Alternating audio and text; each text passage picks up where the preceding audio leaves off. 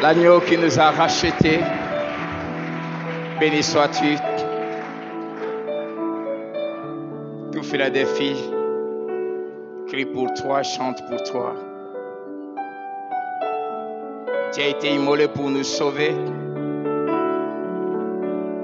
Tu viens bientôt, pas plus en tant qu'agneau, mais en tant que lion de la tribu de Juda. Et nous t'attendons, Seigneur.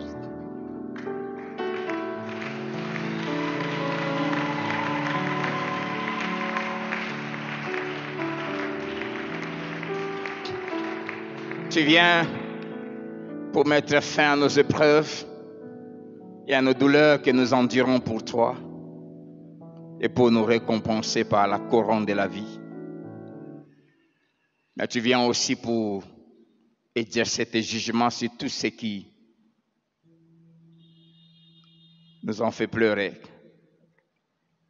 L'apôtre Paul dit, il était de la justice de Dieu d'infliger les afflictions à ceux qui vous ont affligés et de vous consoler par la gloire qu'il nous réserve. Nous voulons te sanctifier, Père. Nous voulons te bénir. Nous voulons te remercier pour tout ce que tu as accompli pendant les 10 jours que nous avons eus dans ta présence ici. Pour ce que tu as accompli pendant les 30 midis. Pour ce que tu as accompli pendant ces 11 jeudis spéciaux. Et nous allons clôturer cette série de ces 12 jeudis dans 4 jours. Merci pour tout ce que tu as fait pendant toute cette année. Mon cœur est dans la joie de voir comment nous, ton peuple, nous sommes en train de grandir dans la sainteté et dans la crainte de ton nom. Oui, brique après brique, tu es en train de te bâtir un peuple saint et un peuple qui t'adore. Que ton nom soit sanctifié et que ton règne vienne en ces lieux. C'est à cause de cette apparition de ta gloire que nous attendons, que nous voulons encore nous laisser sanctifier par ta parole ce matin. Parle à nos cœurs. Juge les pensées de nos cœurs, fortifie, encourage, instruis-nous, équipe-nous et sanctifie-nous. Au nom de Jésus. Amen.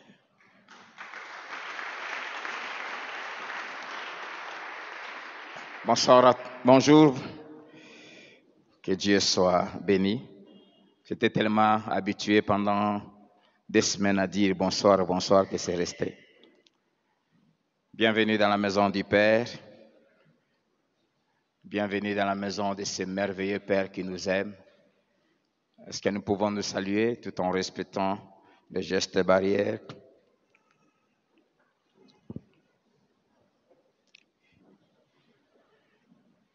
Et je prie que Dieu nous fasse du bien. Que Dieu bénisse Papa Marc et toute l'équipe pour ce merveilleux moment d'adoration. Et je bénis Dieu pour l'action du Saint-Esprit qui grandit dans cette chorale, qui de plus en plus nous entraîne dans les lieux très saints. Église selon la pensée de Christ, son concepteur et son maître. Et nous avons commencé le dimanche passé à parler de la deuxième église, l'église de Smyrne. Et nous avions donné un peu un sous-thème par rapport à cette église sur le bienfait de la persécution. Apocalypse chapitre 2, nous allons relire encore ces 2 passages. Apocalypse 2, versets 8 à 11. Et 1 Pierre, chapitre 4, versets 1 à 5 et versets 12 à 19. Apocalypse 2, 8 à 11. Écrit à l'ange de l'église de Smyrne. Voici ce que dit le premier et le dernier, celui qui était mort et qui est revenu à la vie. Je connais ta tribulation et ta pauvreté, bien que tu sois riche, et les calomnies de la part de ceux qui se disent juifs et ne le sont pas, mais qui sont une synagogue de Satan. Ne crains pas ce que tu vas souffrir. Voici le diable jettera quelques-uns de vous en prison, afin que vous soyez éprouvés, et vous aurez une tribulation de 10 jours. Sois fidèle jusqu'à la mort. Tu peux dire à ton voisin, sois fidèle jusqu'à la mort. Sois fidèle jusqu'à la mort, et je te donnerai la couronne de vie.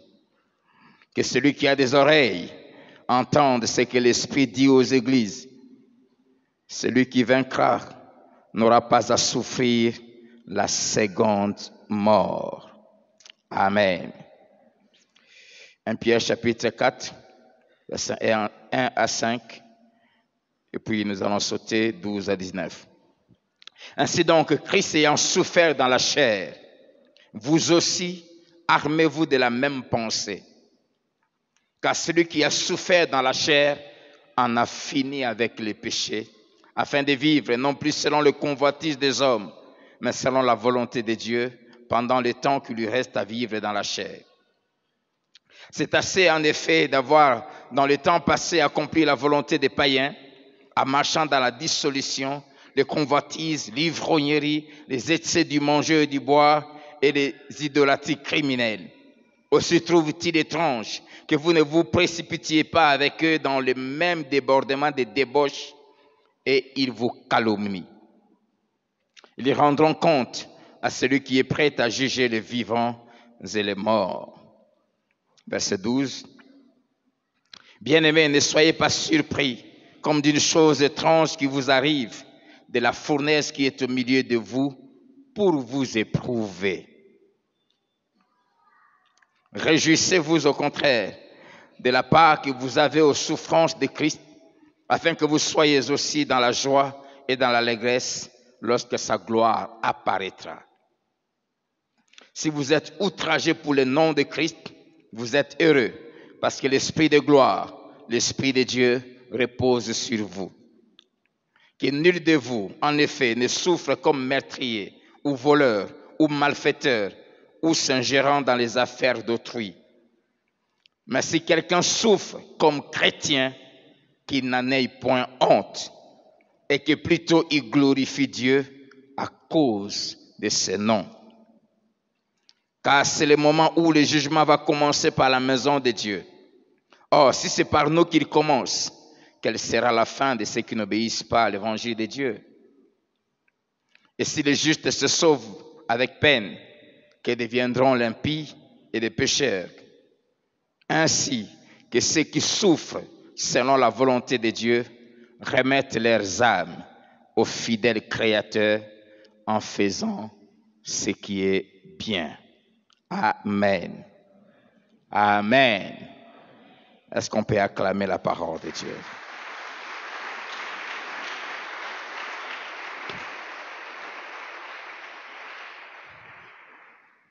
L'église de Smyrne.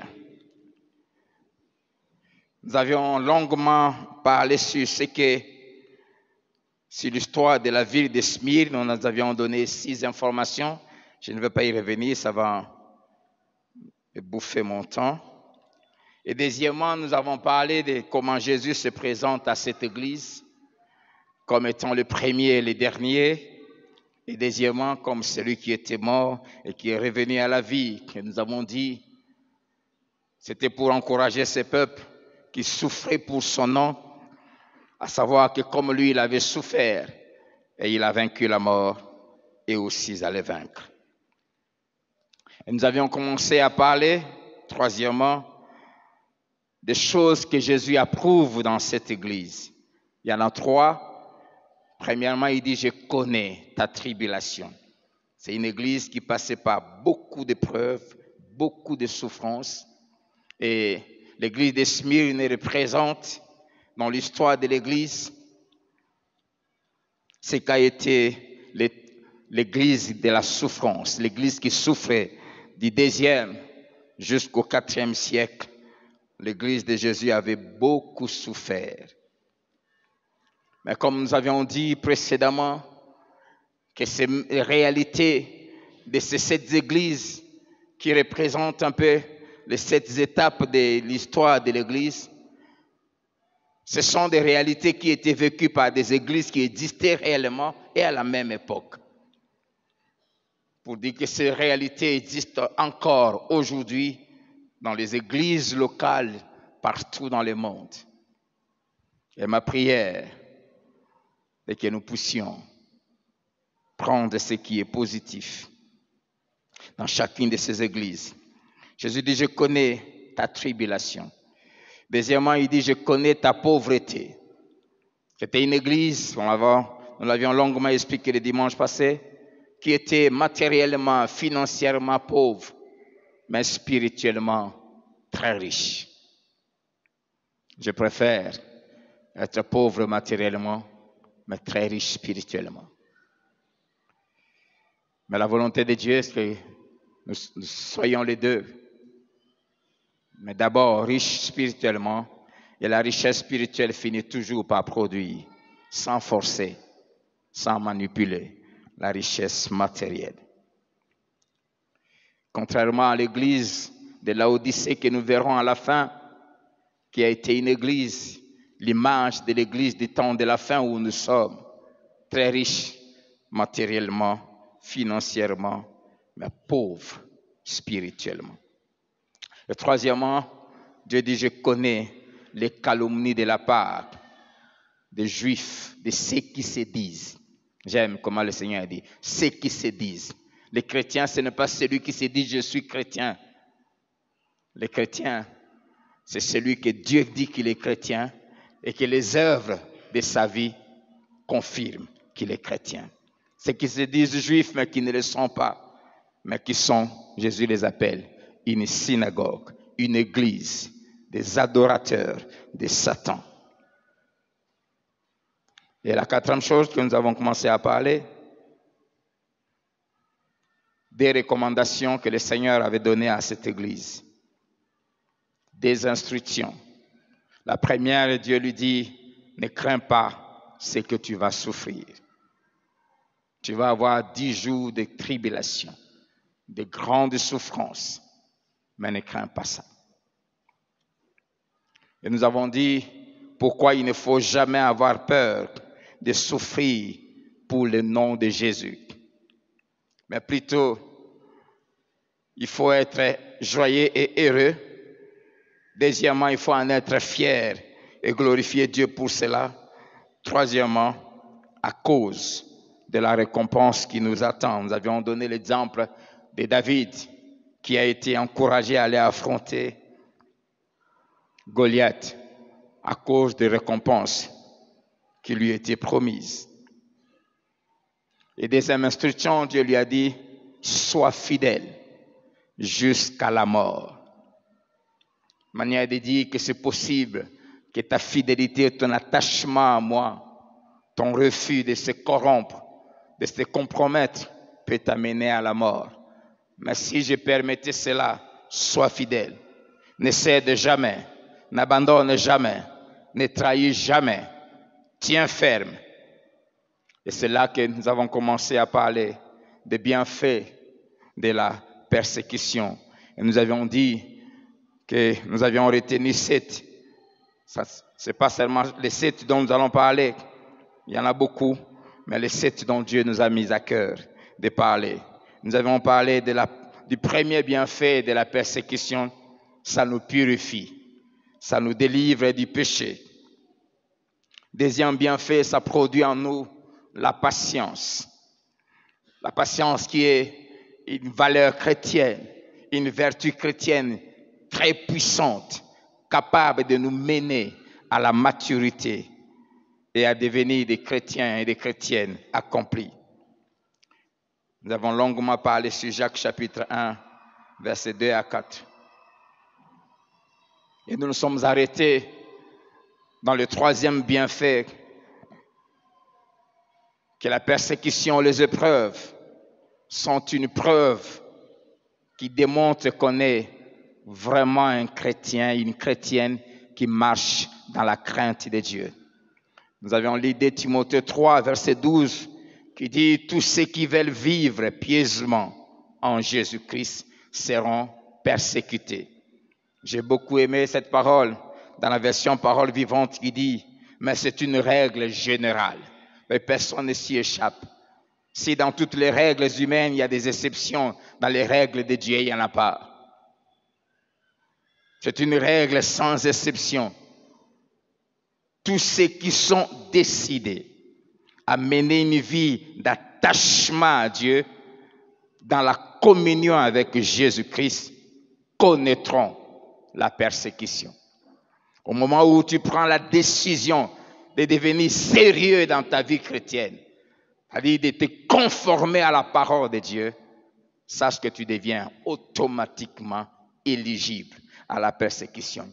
Et je me rappelle avoir posé cette question, je crois que c'était au premier culte. C'est bizarre de voir que vous êtes des chrétiens dans une même famille. Il y a l'un qui est persécuté, tout le monde le combat, et l'autre qui se dit aussi chrétien et en bon terme avec tous. Ce n'est pas normal. Cette règle ne connaît pas d'exception. Du moment où on décide de se conformer à la vie de Dieu, on s'expose à la persécution. Nous allons continuer avec le quatrième bienfait.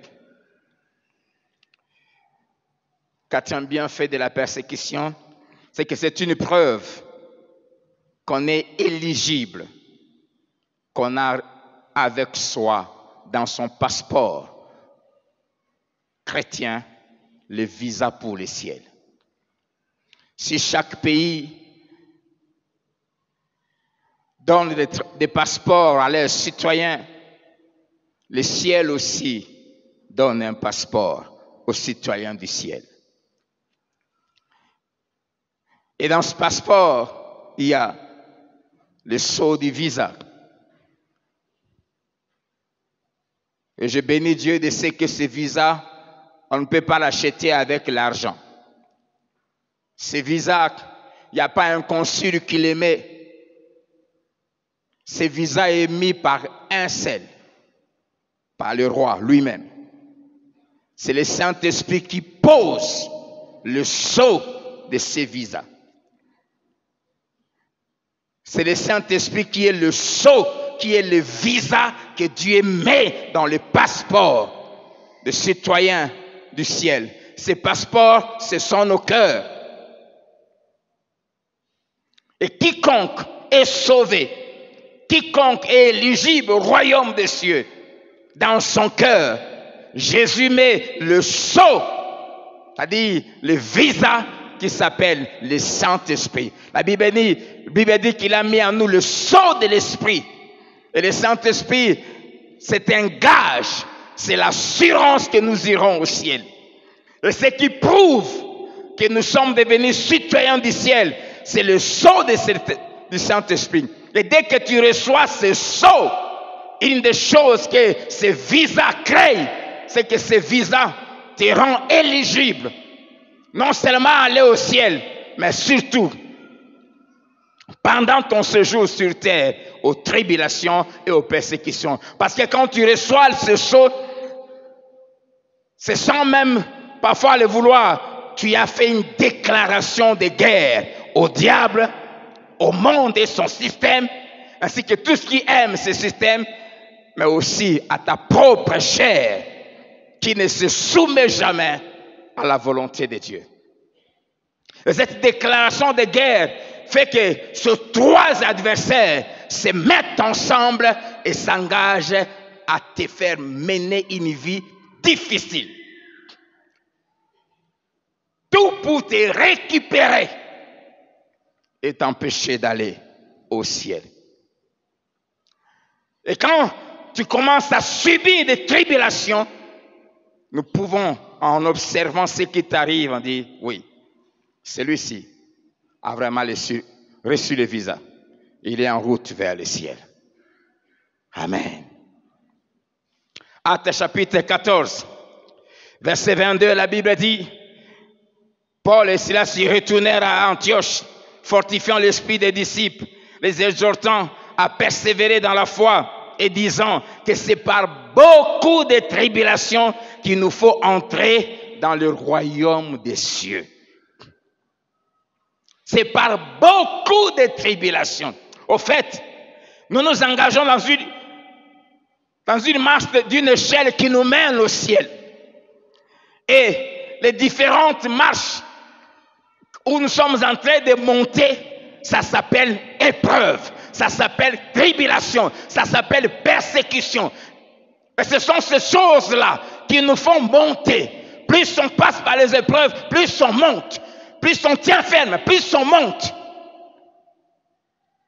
Et on se rapproche de la maison du Père. Parole vivante dit, pour fortifier l'esprit des croyants, pour ranimer leur courage et les engager à demeurer fermes dans la foi, car il nous faut, c'est un passage obligé, il nous faut passer par beaucoup d'épreuves et de souffrances avant d'entrer dans le royaume de Dieu. Avant. C'est-à-dire, si tu ne veux pas ça, tu n'y entreras pas. Français courant dit, il fortifiait les cœurs des croyants, les encourageant à demeurer fermes dans la foi et leur disant, nous devons passer par beaucoup de souffrances pour entrer dans le royaume de Dieu. Mais ces souffrances nous rendent de plus en plus agréables à Dieu. Comme nous avons vu, verset 1 du chapitre 4 de 1 Pierre, ceux qui souffrent dans la chair finissent avec le péché. Cinquième bienfait de la persécution, c'est que ça produit, la persécution, les tribulations produisent des chrétiens, des chrétiennes dont la vie, la conduite, les caractères, même les cultes qu'ils offrent à Dieu sont une louange et une gloire, une adoration pour Dieu. Amen.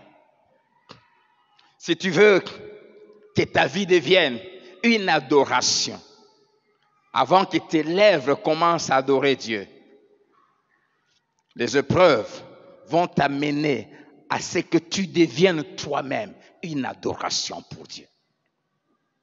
À ce que ton caractère, ta conduite, ta manière d'être va devenir une source de louange. C'est-à-dire quand les autres vont t'observer, vont voir comment tu crains Dieu, comment tu es persévérant, comment tu es ferme dans ta foi.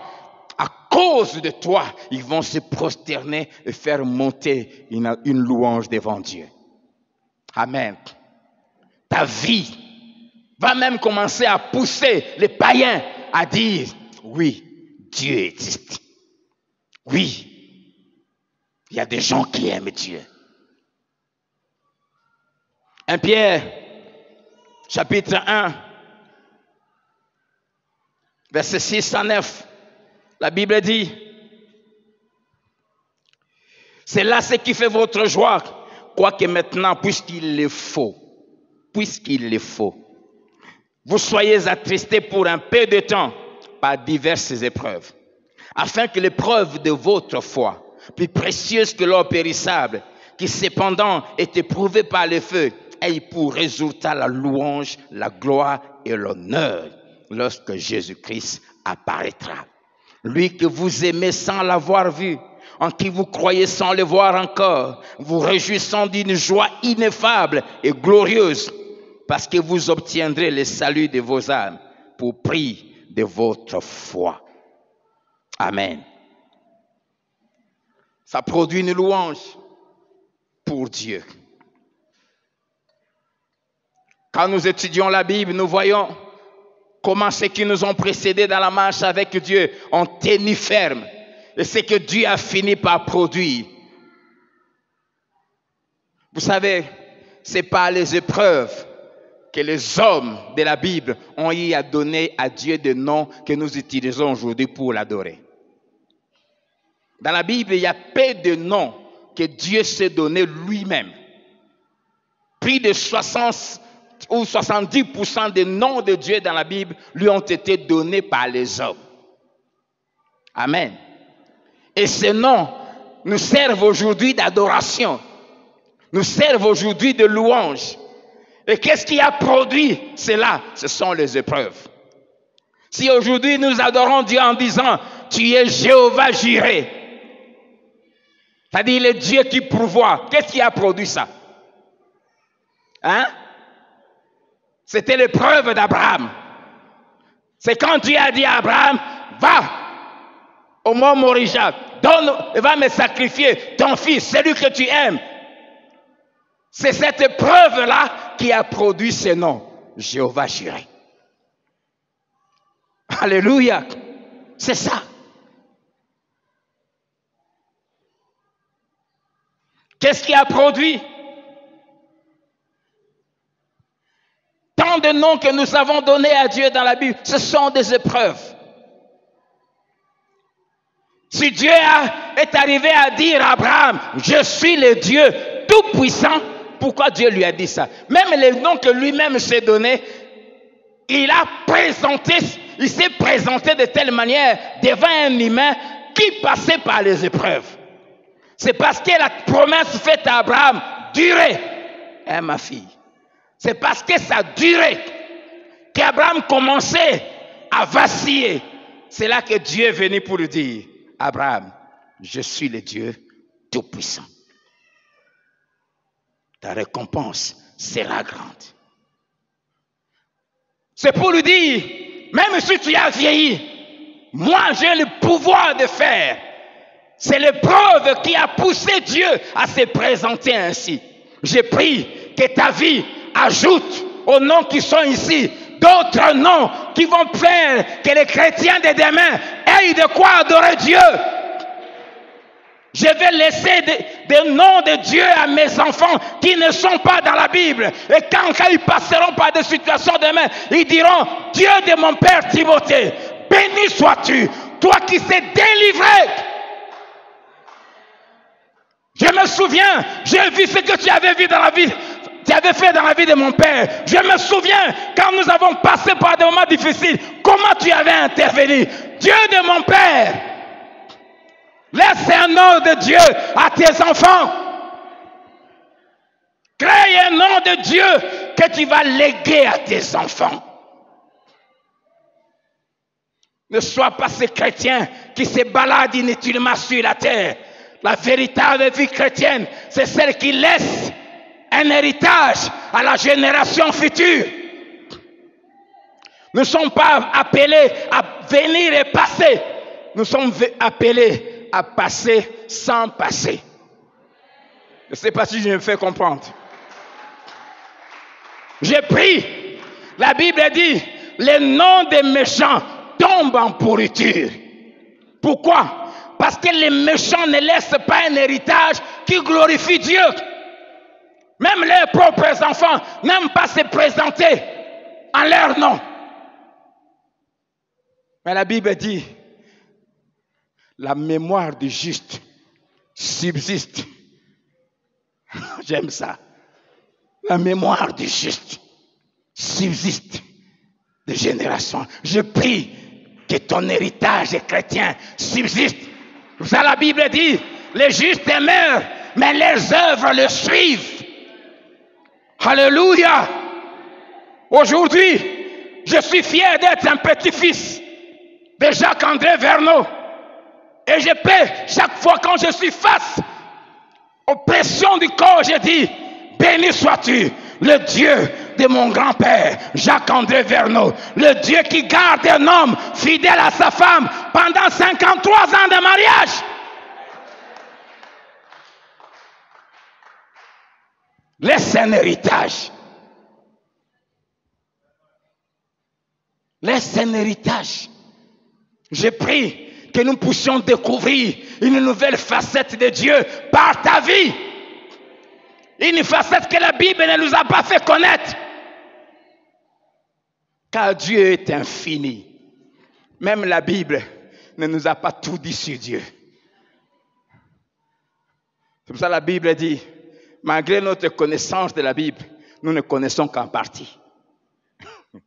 En partie. Que ta vie nous donne un nom par lequel nous allons commencer à adorer Dieu. C'est pour cela, vois dans ton épreuve pas une source de douleur ou de souffrance, mais une source de gloire, d'adoration et de louange pour Dieu. Amen. Celui qui ne croit pas que Dieu pourvoit aux besoins d'une famille, même de 6 enfants, sans travail pendant 6 ans, va voir ça au travers de toi.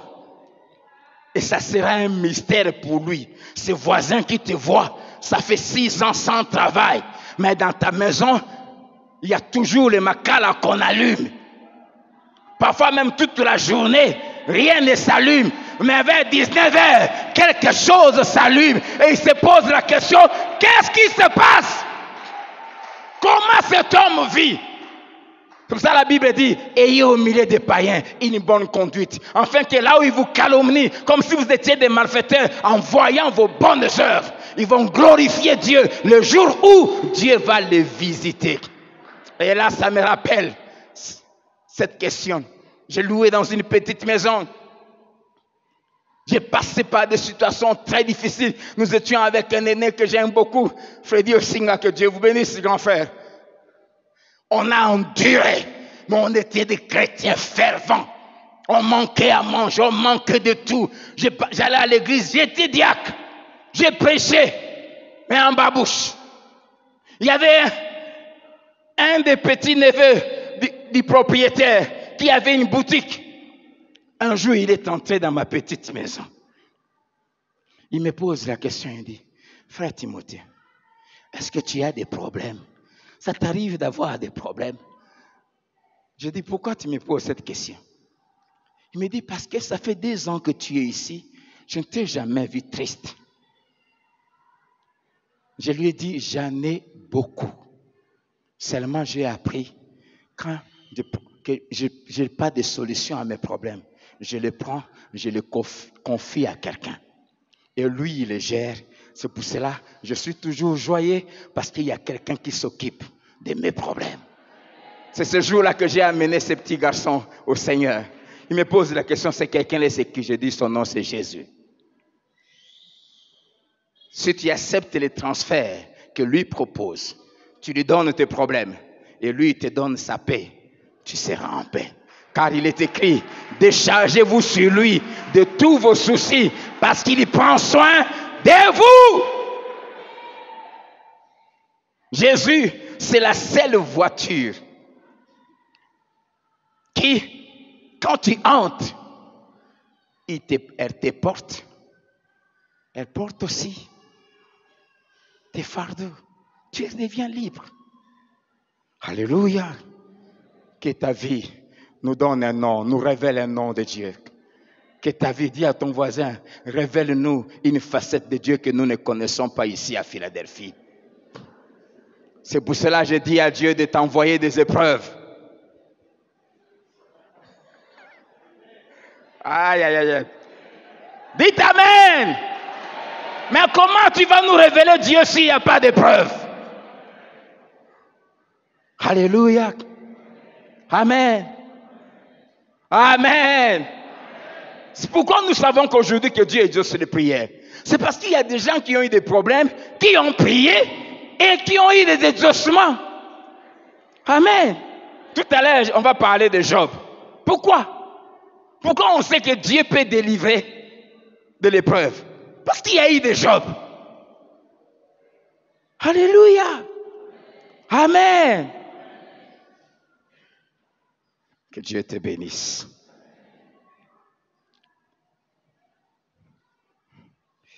Bien-aimé, souffrir pour Dieu, souffrir pour la justice est une grâce que Dieu nous fait.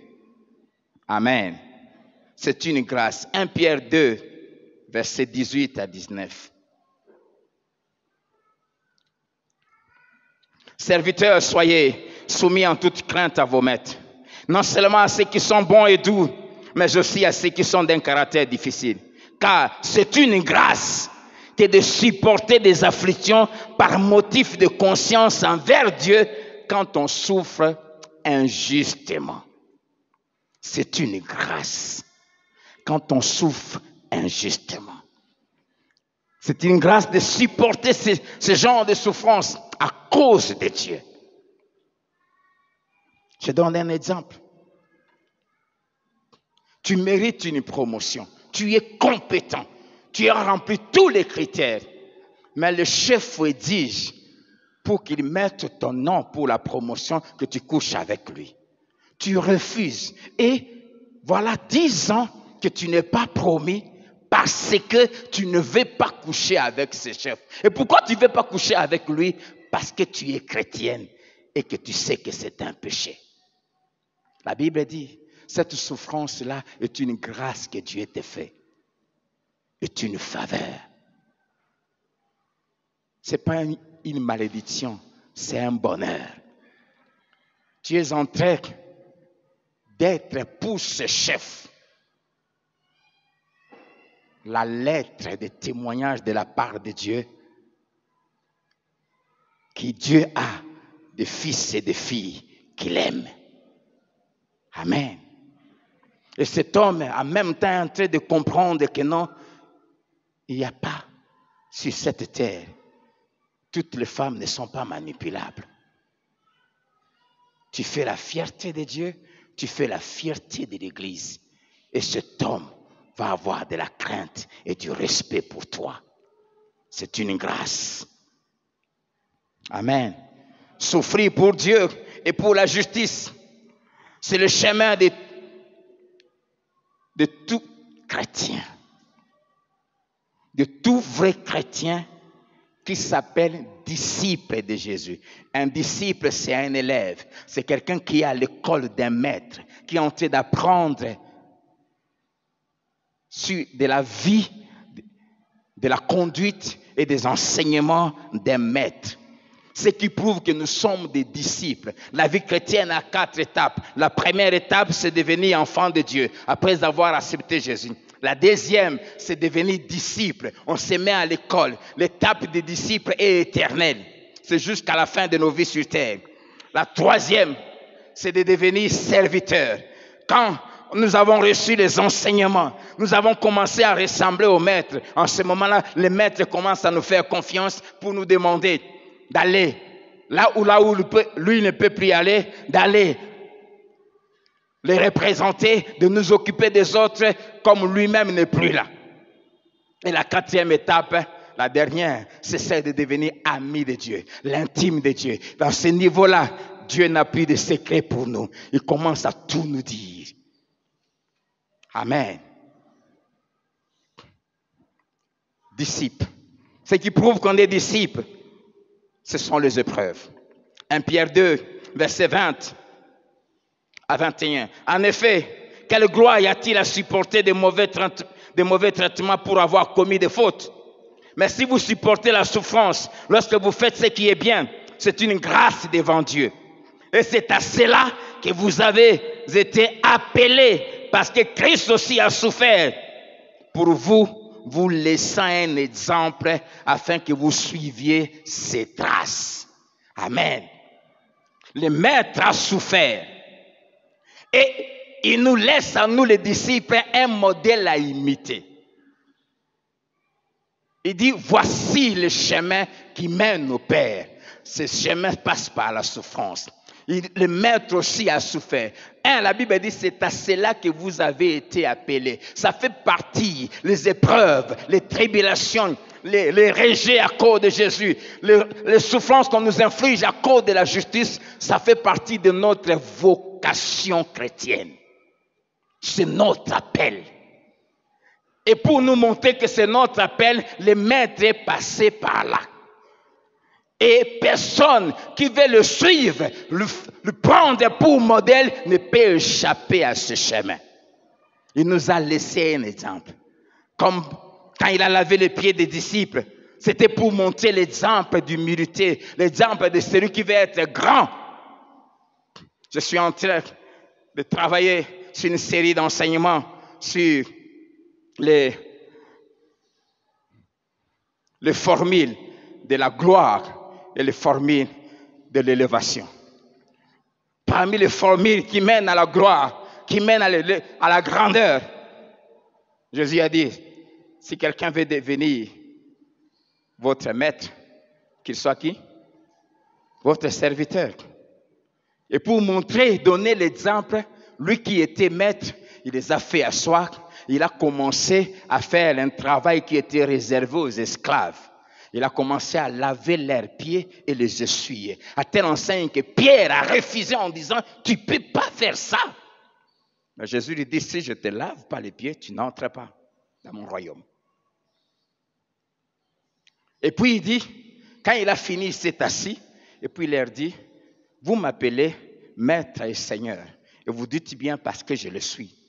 Mais si moi, que vous appelez maître et seigneur, je vous ai lavé les pieds, c'est pour vous montrer un exemple. Si quelqu'un veut être maître, qu'il lave les pieds des autres.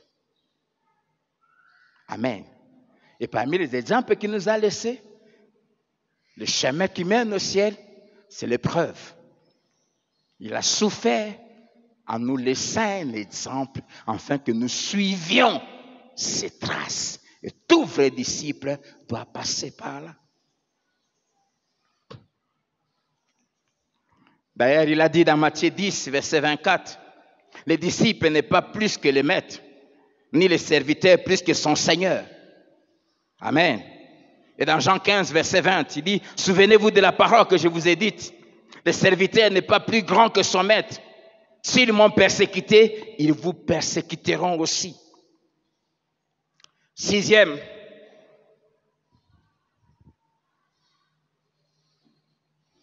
bienfait. Les épreuves, les tribulations sont une preuve que Dieu vit en nous, que Dieu habite en nous.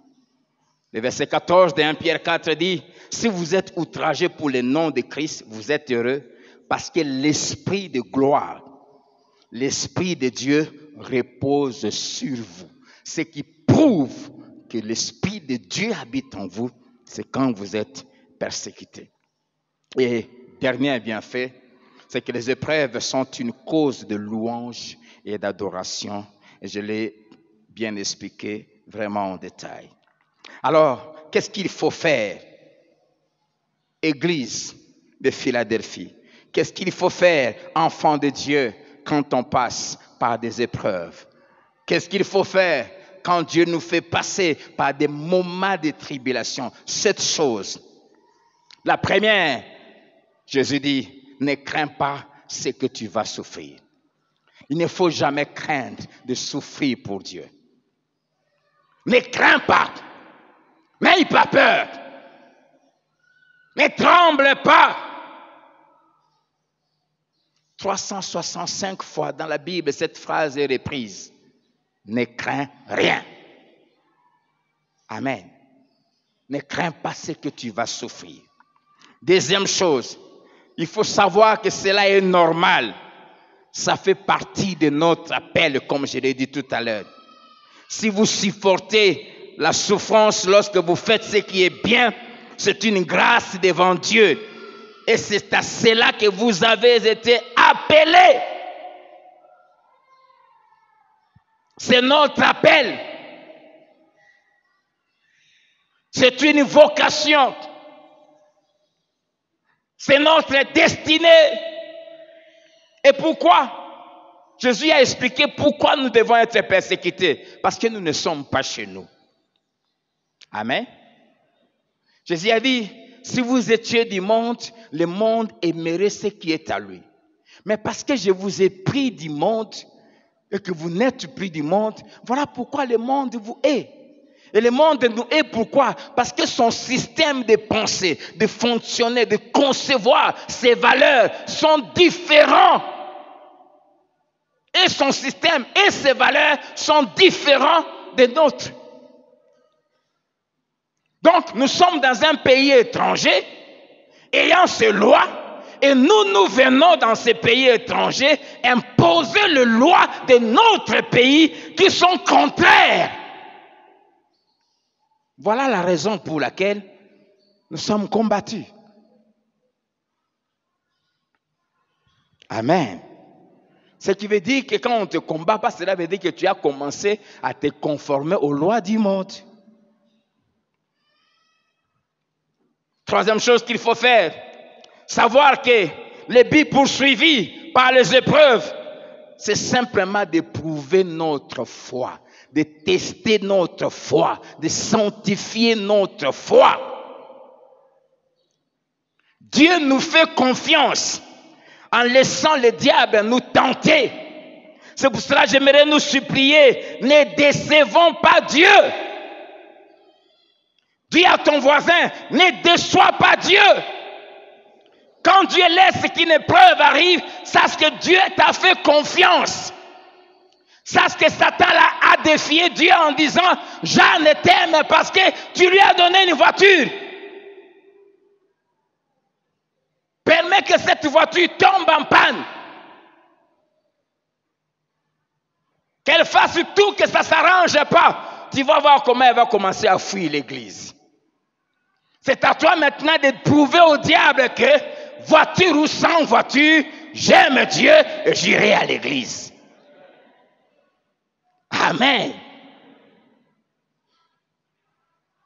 Chaque fois qu'une épreuve arrive, sache que Dieu a décidé de te faire confiance. Qui dira qu'une chose arrive, dit la Bible, sans que l'Éternel l'ait ordonné? C'est de la volonté de Dieu que nous viennent les maux et les biens.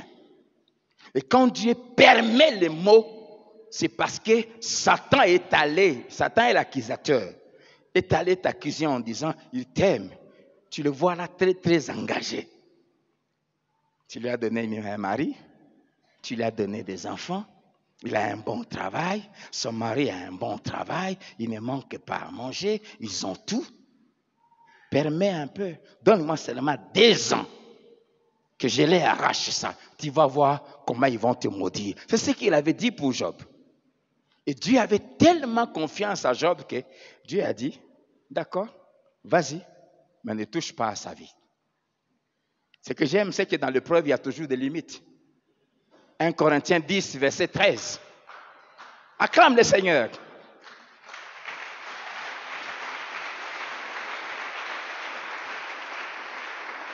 « 1 Corinthiens 10, verset 13, la Bible dit, « Aucune épreuve qui nous arrive n'est au-dessus de nos capacités de résister. » Deuxièmement, à chaque épreuve, Dieu prépare un moyen pour que nous puissions sortir.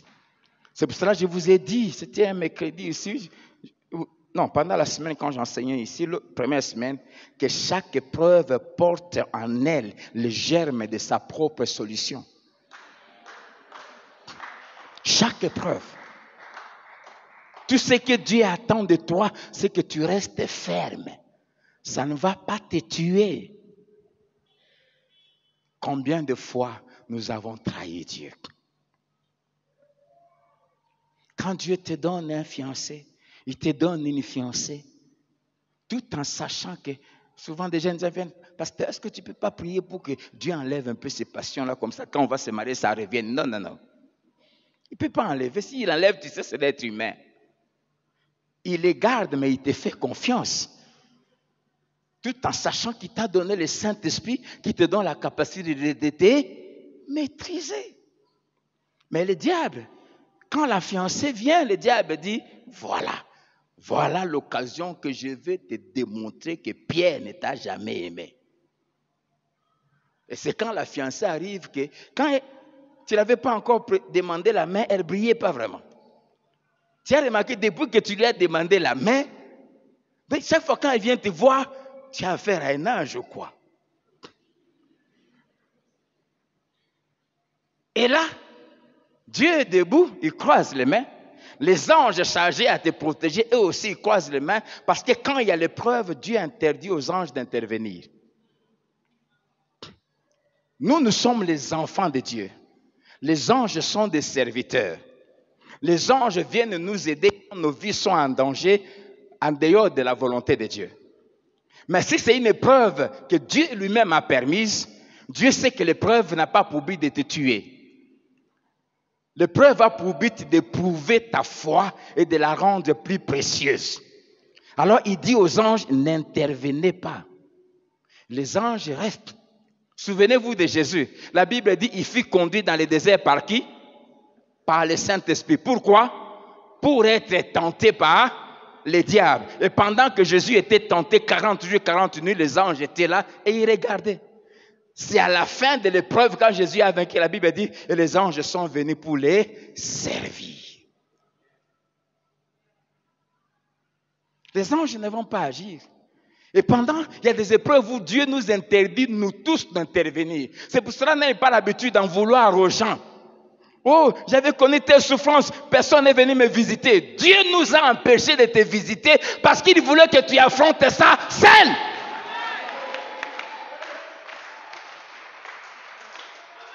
Ça, c'est d'en vouloir aux gens.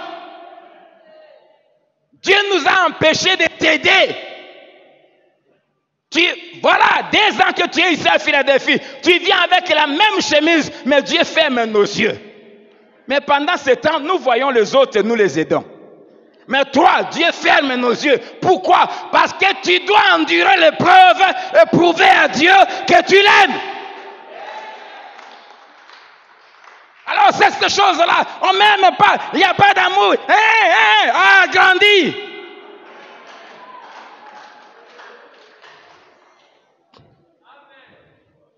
Du reste, si on ne t'aime pas, Dieu t'aime. Ça te suffit. Je vous ai toujours dit, Dieu m'aime, ma femme m'aime, ça me suffit. Si toi tu commences aussi à m'aimer, c'est un bonus, je dis gloire à Dieu. Grandis, Kola. Ah, Kola dit. Kola. Kola.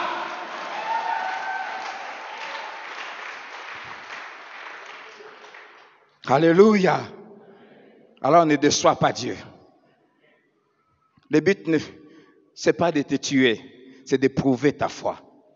Français courant dit, bien que maintenant, puisqu'il est faux, vous soyez attristés pour un peu de temps, par toutes sortes d'épreuves, l'or lui-même, qui est périssable et pourtant éprouvé par le feu, de même votre foi, beaucoup plus précieuse que l'or, est mise à l'épreuve afin de prouver sa valeur. Ta foi doit prouver sa valeur. Tu chantes ici. Nalinga kayo e papa ye, nalinga kayo e papa, nalinga kayo. Dieu dit alléluia. Le diable aussi regarde, il sourit, il dit tu lui fais confiance. Attends. Sache qu'aucune épreuve ne t'arrive sans l'autorisation de Dieu.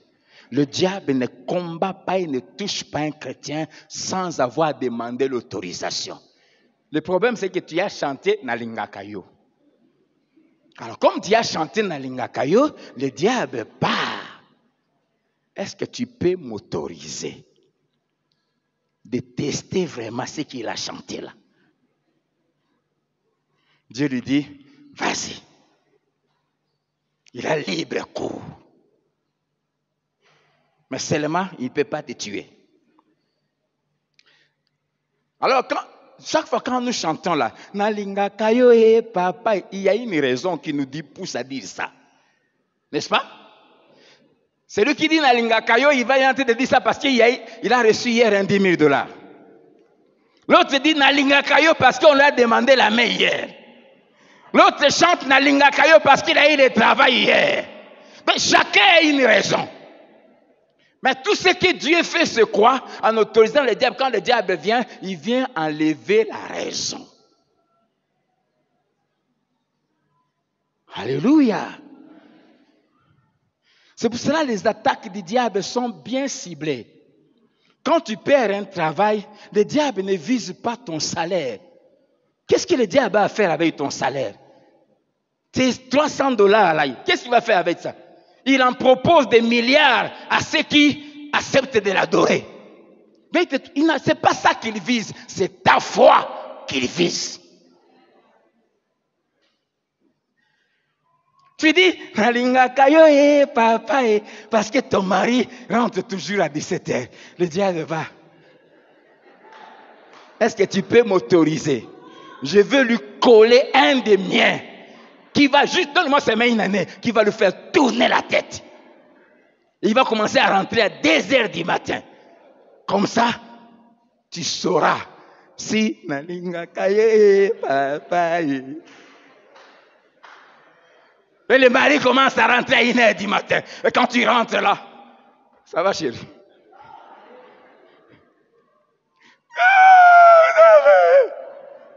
Là, Dieu te regarde. Maintenant, quand le diable regarde Dieu,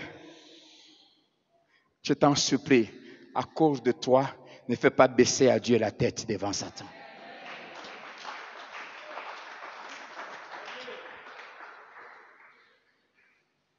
Amen.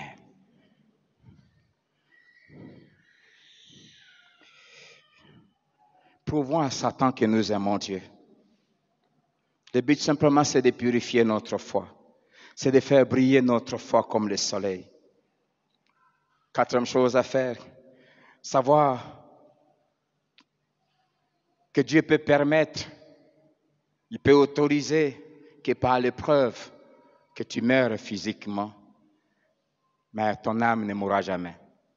Savoir qu'ils peuvent tuer le corps, si Dieu le permet, mais pas ton âme. Matthieu 10, verset 28. Ne craignez pas ceux qui tuent le corps et qui ne peuvent tuer l'âme. Craignez plutôt celui qui peut faire périr l'âme et le corps dans la géhenne. C'est Dieu qu'il faut craindre. N'oubliez jamais, enfants de Dieu, nos vies sont cachées en Jésus dans les lieux célestes. Jean chapitre 10, verset 27 à 29, la Bible dit, mes brebis entendent ma voix. Je les connais et elles me suivent. Je leur ai donné la vie éternelle et elles ne périront jamais. Je les ai gravées dans ma main et personne, j'aime ça, ne peut les ravir de ma main. Personne ne peut nous ravir de la main de Dieu. Jésus ne perd jamais ce que le Père lui a donné. Jean 17, verset 12, il dit, j'ai gardé ce que tu m'avais donné et je n'ai perdu aucun. 5e chose qu'il faut savoir, persévérer. Ne jamais lâcher, rester fidèle jusqu'à la mort. Bien-aimé, il faut persévérer. Qu'est-ce qu'il faut faire? Persévère. Ne lâche pas. Reste fidèle jusqu'à la mort. Persévérer jusqu'à la mort, c'est une preuve qu'on est vraiment sauvé. Jean 8, verset 31. Puis il dit aux Juifs qui avaient cru en lui, si vous demeurez dans ma parole, vous êtes vraiment mes disciples. Ce qui va prouver que vous êtes vraiment disciples de Dieu, c'est votre attachement. Si vous demeurez, si vous restez attachés, vous restez fidèles. Alléluia. 1 Jean 2, verset 19. 1 Jean 2, 19. La Bible dit, ils sont sortis du milieu de nous, mais ils n'étaient pas des nôtres. Car s'ils eussent été des nôtres, ils seraient demeurés avec nous. Mais cela est arrivé afin qu'il fût manifeste que tous ne sont pas des nôtres. Si tu te retires, si tu abandonnes la vie chrétienne à cause de l'épreuve, tu nous donnes à nous, enfants de Dieu, la preuve que tu n'étais pas vraiment un de nous. Tu étais un touriste parmi nous. Tu étais un observateur. Ou tu étais en mission de la part de l'ennemi. La Bible dit, ils étaient du milieu de nous, mais ils sont sortis. Pourquoi ils sont sortis? C'était pour nous prouver qu'ils n'étaient pas des nôtres. Parce que s'ils étaient des nôtres, ils seraient demeurés. Ils seraient restés fidèles et attachés. Ce qui prouve que tu es vraiment sauvé, c'est ta persévérance et ta constance. 6e chose, c'est s'en remettre à Dieu. 1 Pierre 4, verset 19. Ainsi que ceux qui souffrent selon la volonté de Dieu remettent leurs âmes au fidèle Créateur en faisant ce qui est bien. C'est-à-dire compter sur lui, compter sur son soutien. Psaume 46, verset 1 à 3, la Bible dit que Dieu est pour nous un secours qui ne manque jamais dans la détresse. Dans chaque épreuve, Dieu nous enverra du secours. Ah, nous l'avons expérimenté, ma femme et moi, dans toutes les épreuves de nos vies. Nous l'expérimentons tous les jours, dans toutes les épreuves que nous sommes créées, par-ci, par-là. Nous expérimentons les secours de Dieu. Dieu est pour nous un secours qui ne manque jamais. jamais dans la détresse. Du reste, Dieu n'est pas comme les pompiers. Les pompiers viennent après les dégâts. Dieu est informé avant même que les dégâts arrivent. Mais quand même les dégâts arrivent sans qu'il intervienne, il est là. Et non seulement qu'il est là, il limite la gravité des dégâts pour ne permettre que ce qui peut accomplir ses objectifs et ses desseins dans ta vie. Alléluia. C'est pour cela qu'il dit, si tu passes par le feu, je serai avec toi. Il n'a pas dit, je vais éteindre le feu. Il a dit, je serai avec toi. Et puis, il te rassure en disant, le feu ne te brûlera pas. Donc, n'aie pas peur. C'est pour cela qu'il dit, ne crains pas ce que tu vas souffrir. Le feu ne va pas te tuer. Passe par le feu. Le feu va brûler ce qui n'honore pas Dieu en toi. De telle sorte que quand tu vas sortir, tu sortiras brillant. Les saletés vont rester dans le feu. En d'autres termes, j'aimerais te dire, ma fille, que le diable est un serviteur de Dieu pour notre bien. Lui, il nous hait. Mais nous avons un Dieu tellement puissant et sage qu'il se sert de lui pour notre bien. Ah, je croyais que tu as compris ça. C'est pour cela, ceux qui sont sorciers ici, il faut les laisser. Ils nous sont utiles. C'est à cause d'eux que nous prions beaucoup. Alléluia. Est-ce qu'on peut acclamer pour les sorciers qui sont ici? Ils nous sont utiles. C'est à cause d'eux que quand tu veux dormir, on te fait et tu sursautes au nom de Jésus. Alléluia. Jésus, tu es Seigneur. Tu as vaincu la mort. Tu commences à sauter là. Pourquoi? Parce qu'on t'a étranglé. Et quand tu dis, gloire à Dieu, Seigneur, tu as vaincu Satan. Là, Jésus se lève et dit, oui, mon fils, c'est vrai. Les anges aussi se lèvent et disent, c'est vrai. Dieu est content. Mais qui a provoqué ça? Le sorcier qui t'a étranglé.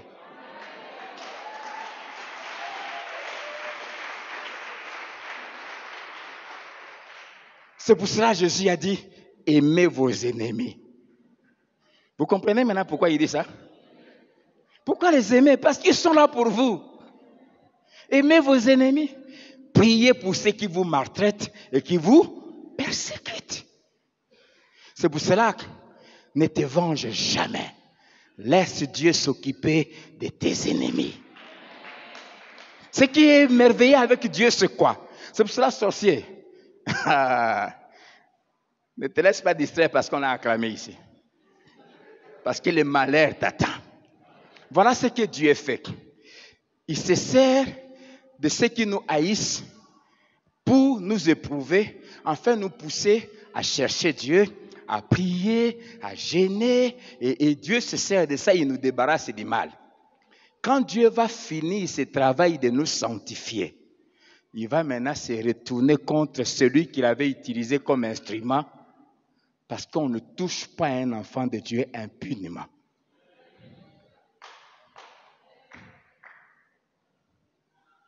Lisez la Bible. Dieu a utilisé Nabuchodonosor pour purifier Judas de ses péchés. Mais quand le but a été atteint, Dieu s'est retourné contre lui. C'est toujours comme ça.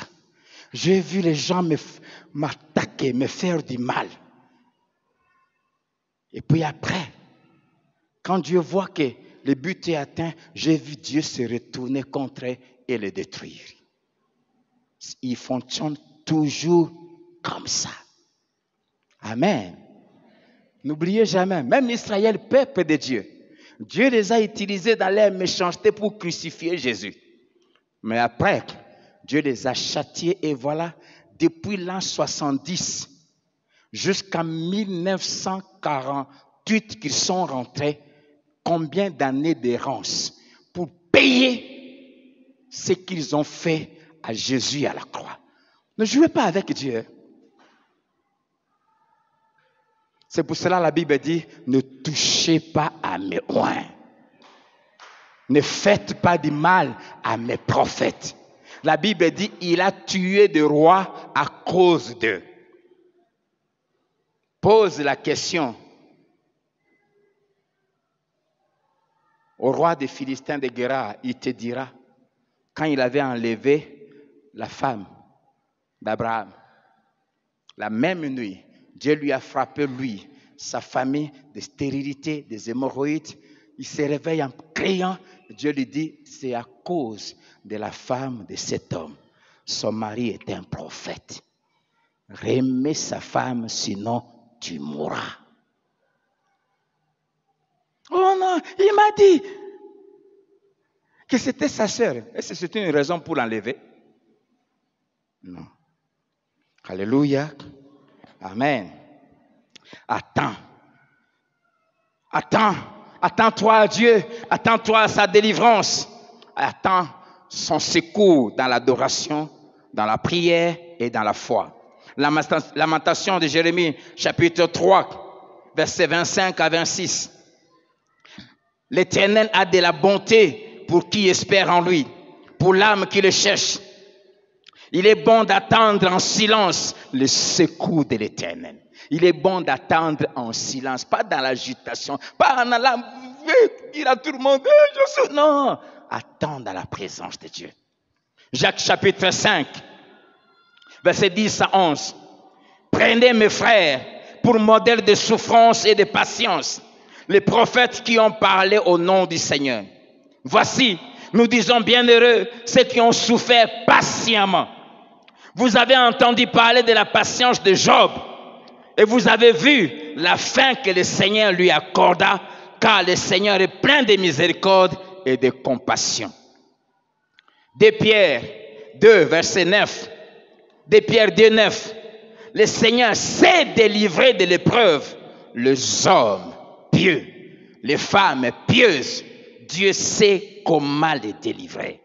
Et la dernière chose, savoir qu'il y a une récompense glorieuse qui nous attend si nous tenons ferme. Cette récompense, c'est la couronne de vie, c'est-à-dire la vie éternelle. Jacques chapitre 1, verset 12. Heureux l'homme qui supporte patiemment la tentation, car après avoir été éprouvé, il recevra la couronne de vie que le Seigneur a promise à ceux qui l'aiment. Amen. Supporte patiemment. Parole de vie dit, il est heureux l'homme qui résiste dans les difficultés. En effet, quand il aura montré sa valeur, il recevra la vie, la récompense que Dieu a promise à ceux qui lui donnent leur amour. Alfred Cohen dit, heureux celui qui tient bon dans l'épreuve et la supporte patiemment, car une fois qu'il aura fait ses preuves, sa couronne de vainqueur sera la vie éternelle, promise par Dieu à ceux qui l'aiment. Darby dit, bienheureux est l'homme qui endure la tentation, car quand il aura été manifesté fidèle par l'épreuve, il recevra la couronne de vie qu'il a promise à ceux qui l'aiment. Et enfin, le Seigneur dit, heureux l'homme qui tient ferme face à la tentation, car après, pas avant, après avoir fait ses preuves, il recevra la couronne du vainqueur, la vie que Dieu a promise à ceux qui l'aiment. Ce que j'aime, ce sont les verbes utilisés dans toutes ces versions. Je vais terminer bientôt. Premier verbe, c'est le verbe supporter. Supporter veut dire subir, éprouver les effets pénibles de quelque chose sans faiblir. Supporter veut dire accepter de souffrir, endurer. Ça veut dire éprouver avec plus de patience et de courage. Ça veut dire encaisser. Résister. La version parole de vie parle de résister. Résister, c'est-à-dire quelqu'un qui ne cède pas sous le poids de quelque chose. Résister veut dire ce qui ne s'altère pas dans le fait de quelque chose. Ça perd pas sa valeur. Je prie que ta vie chrétienne, ta foi, ta consécration ne perde pas sa valeur à cause des tribulations. Résister veut dire supporter sans faiblir, sans commencer à manifester des signes de faiblesse. Supporter veut dire lutter, tenir tête, s'opposer. Et là, c'est quand il faut s'opposer à Satan, s'opposer au monde et à la chair. Troisième verbe, parole vivante. Et ces mères parlent de tenir bon, tenir ferme. Ça veut simplement dire ne jamais céder malgré la pression, et interne et externe. Et la version d'Arbi dit endurer. Elle dit supporter avec patience ce qui est dur et pénible. Encaisser sans céder. Tolérer ici quelque chose ou quelqu'un qui est désagréable. Parce que dans les épreuves aussi, il y a le fait de supporter quelqu'un qui a un mauvais caractère qui est à tes côtés. Un mauvais mari, une mauvaise femme. Mais parce que tu aimes Dieu, tu ne peux pas divorcer. Amen. Et quand on endure tous ces verbes-là, qu'est-ce qu'il faut? On endure quoi? La tentation. La tentation, c'est quoi? La tentation, c'est une proposition que le diable te fait, une solution que le diable te propose dans un problème réel que tu vis. Mais simplement, une solution de facilité, une solution qui va te faire sortir vite de cette situation, mais qui est contraire à la volonté de Dieu et qui va te mener à la mort. Mais quand le diable te propose la solution, il cache les conséquences. Lui, il ne montre jamais les conséquences. Mais Dieu, quand il te propose une solution, il dit, si tu suis ça, ça va mener à ça. Amen. C'est quand tu es face à un problème réel. Jésus, après avoir jeûné, il avait faim. C'était un problème réel. Et le diable vient, il dit, si tu es fils de Dieu, fais que la pierre devienne pain. Comme ça, tu manges. Mais ce n'était pas ça la solution de Dieu. Amen. Les difficultés, c'est-à-dire ce qui rend quelque chose difficile. La vie chrétienne n'est pas facile, mais elle est possible. Amen. Les épreuves sont des tests. Qu'est-ce qu'on gagne à la fin? On gagne la couronne de vie, la couronne des vainqueurs. Il y a une récompense. Et la deuxième récompense, Jésus dit, tu n'auras pas à souffrir la seconde mort. Ce que Jésus appelle la seconde mort, c'est l'enfer. Une souffrance éternelle, mais qui ne te tue pas. Dans un feu qui te brûle sans te tuer éternellement.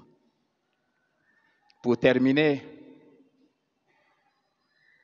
que celui qui a des oreilles entende ce que le Saint-Esprit a dit à son Église. Amen. Cette parole met l'accent sur ta responsabilité et sur la mienne. À chacun de prendre Dieu au sérieux quand tu nous parles, parce que c'est notre vie. Que Dieu vous bénisse.